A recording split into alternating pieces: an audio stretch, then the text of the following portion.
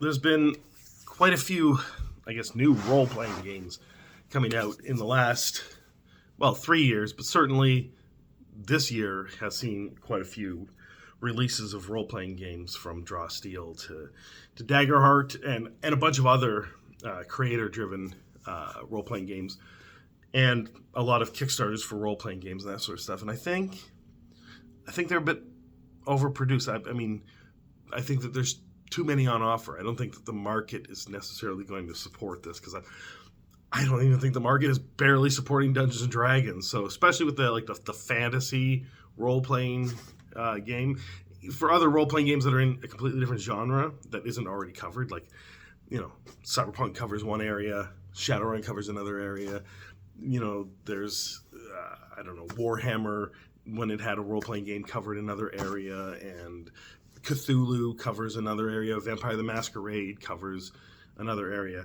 As long as you have a role-playing game that isn't already, covered, then I think that you might be able to be successful. But I think with the lack of interest, the lowering of views on everything Dungeons and Dragons related and role-playing related across the board, I think that creators have noticed how much their views have gone down, and whenever you post something that doesn't get the hit that it used to get, I think that we're in a market where people are just less interested in role-playing games, at least online discussing it. Maybe they're still, as excited about role-playing games at home, at their kitchen table, or their gaming table that they're playing with their friends. But I think, very few people come into the store asking about role-playing games in comparison to the other stuff that a game store has, and I think that there was a lot more excitement on the retail level with Dungeons and Dragons from 2016 to partway through 2020, and then we hit a peak, and things have been kind of downhill ever since. Not downhill as in things are going terrible, just things have flatlined, and the interest has moved on to something else. And what that something else is, I'm not really sure. Maybe it's Pokemon and Magic. Maybe people who were very, very into role-playing games somehow got into Pokemon and Magic, although I doubt it. I think that there's a lot of diehard people into role-playing games. And they will always be into role-playing games, and they're always playing role-playing games. And even during the times like the early 2000s when people moved out of that type of gaming, I think that they stuck with it, and they always have. So those people are there. I'm talking about the people that came in since 5th edition. Whether they're younger people who were experiencing it for the first time, or they were people in their 20s and 30s who had heard about it throughout their lives and never tried it, and then dipped their toes because it became easier to do so because more people were playing it, and it was all over the internet, people always talking about it. And so people just moved into it even though they had never played a role-playing game in their life, and they're in their 20s and 30s. But I think that those people have other obligations, other things that they're doing. They had other hobbies as well.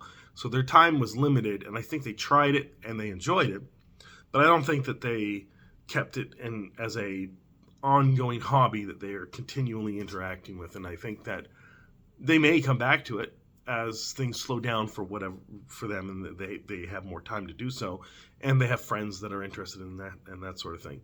So I think that we're just in this lull period, and it's going to last probably at least another year, maybe a few years. I don't think it'll last until there's another edition of Dungeons and Dragons, but I think that right now, putting out a lot of these different role-playing games isn't going to be as lucrative as people want it to be. I think that some of them will probably fail for that reason, unfortunately, and not because they're not good, and not because people don't like them, but just because there's not enough interest in role-playing games, and therefore there isn't enough interest in the iterative part of role-playing games where you have this role-playing game, and then you have ones underneath that you'll try from time to time. You got your main role-playing game, and then you've got your secondary and tertiary and whatever. So it's unfortunate because a lot of these games look great, especially Daggerheart and Draw Steel. The amount of thought put into them and the amount of, I guess, innovation that, or at least new things that they're trying out. That's pretty great. And then there's also these other role playing games that are coming out this year from other content creators, or at least supported by other content creators. And then the previous ones from 2020 onwards, they're all. It's all great that they're making those. It's just that I don't think we're in a marketplace where they're going to succeed.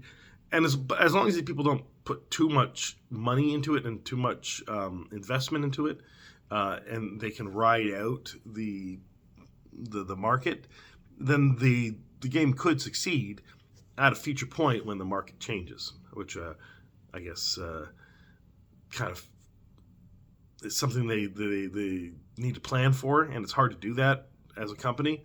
That your sales aren't going to match what you want it to match, so you've got to kind of wind things down and hibernate for a bit. I don't know. Anyway, that's my take on it. That there's a lot of stuff coming out, but I don't think that the market's supporting it. But let me know what you think in the comments below. Have a good day.